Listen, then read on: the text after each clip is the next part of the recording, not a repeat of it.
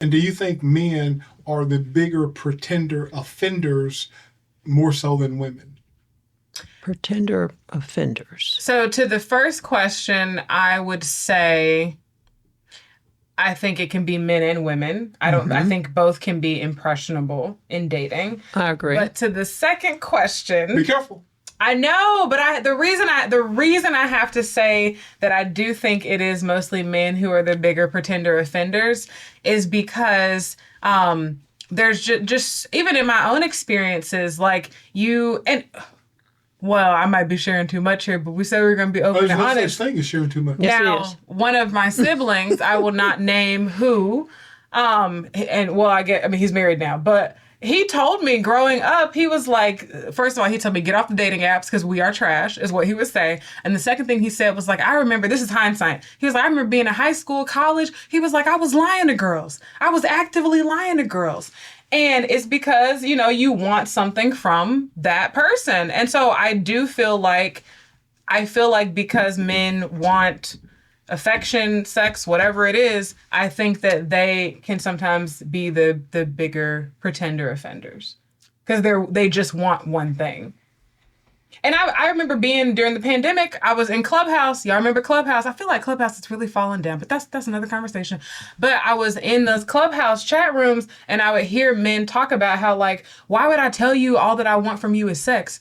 You're not going to give it to me. And so it's like you're admitting that you're lying to this person. Okay. I totally agree with you that men are the bigger pretender offender things when dating to get the one thing that they want. But I don't think, well, I actually don't know this to be true, but I'm not sure that guy who's pretending offending to get sex from a woman actually has any plans of marrying that person. So I don't know that they're pretending to convince you to marry them. No, I don't think it's Is just. that your question? No, that It wasn't wasn't. a question. Yeah, that wasn't your But question. it's like, okay, I'm almost willing to not accept, but acknowledge that, and I'm not to be hard on men, but yeah, you're dating in a relationship. That's not true. Some men will say, do, not say, not do anything they can to get what they want. Yeah. In that relationship, in the context of that relationship. And women.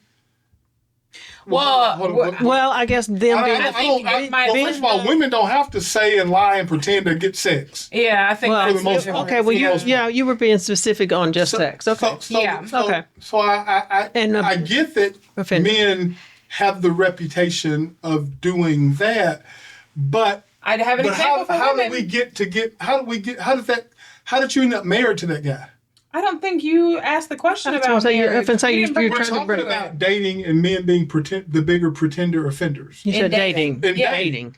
So then I follow up with But you're assuming they got married to that person. Yeah, because in a lot of instances they did. So how did you end up getting married to that person?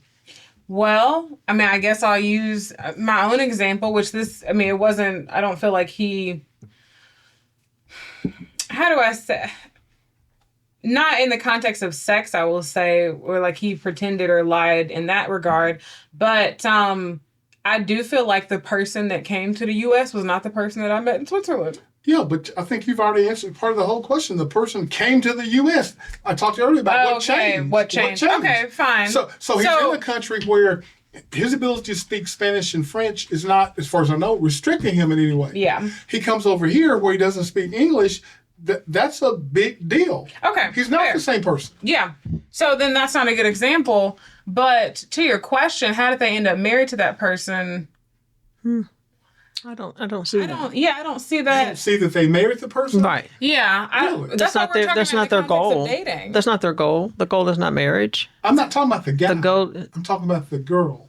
But you just, so a saying that I hear, so I guess somewhat popular, guys are the gatekeepers to marriage. So if you're talking about the guy is the bigger pretender offender in dating, then he most likely wouldn't have married that person that he was pretending with.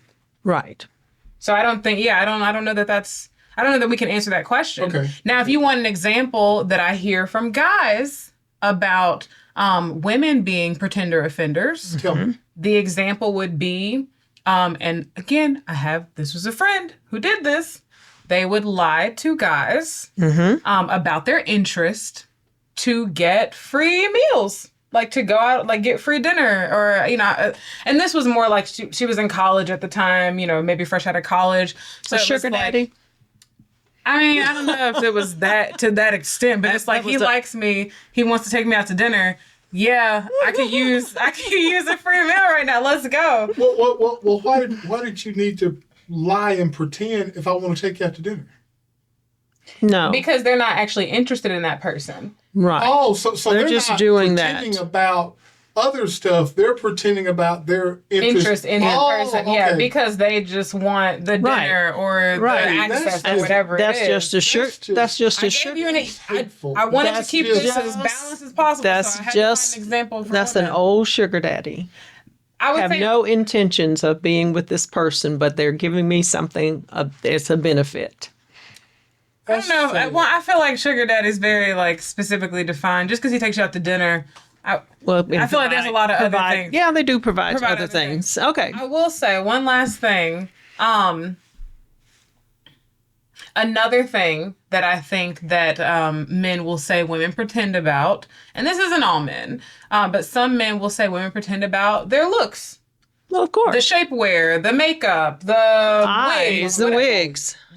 You don't know what shapewear is? I don't women, you say women pretend about their, repeat it. I said some men might consider this to be pretending by women, wearing wigs, the level of makeup that they wear, wearing shapewear. I follow you. Right, they don't see that sort. Yeah, they don't see all that. Let's Could be unpack pretending. that. Some men consider that pretending. Is it?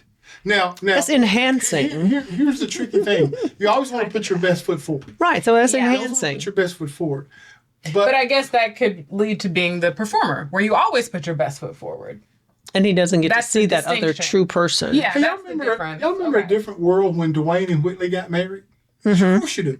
So, you remember how Whitley, when they first got married, every morning would jump out of bed before Dwayne got up, she would brush her teeth and put her makeup on and do her hair and get back in bed? And then Dwayne would wake up and go like, oh my gosh, how can you wake up looking so beautiful every morning?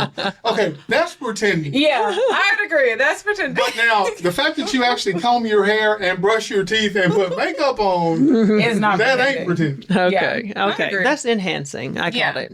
I just wanted to give, I don't agree with it, but I wanted to give another example. Okay. So going forward. Okay, so we were talking about how to unmask. So the first step was naming it. Okay. Yeah, finding out, acknowledging which one you are, and then safe, honest in micro moments. You're not trying to rip off the bandage. So completely. The second one is safe, honest, like micro moments of change. Safe, honest micro moments of change. Yeah. Okay, so the second one you don't want to just rip off the mask completely all at once. You want to take and practice small acts of honesty. Are you talking about the pretender or the person who recognizes? We're talking about the pretender. Well, really, no, you said this was about the pretender.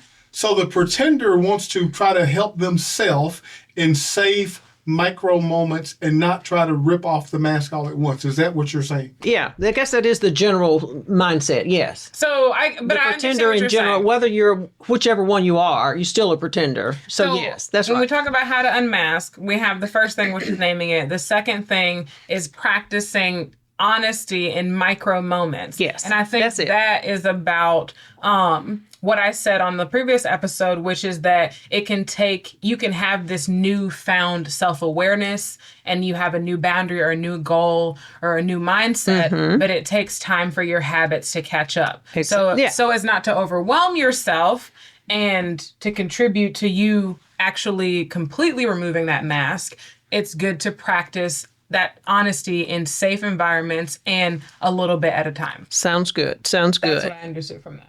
Yeah. Okay. So then you want to invite your partner to meet the real person. What does that look like, though? The real That's number you. 3. Yeah. The vulnerability deepens intimacy. We'll say that, right? So then unmasking isn't just about being honest. It's also letting your partner step into the honesty with love. What would that look like to invite your partner to meet the real you? Like, how would you actually do that? Just as you said just a few minutes ago about you're making some assessments of yourself. You're setting some boundaries.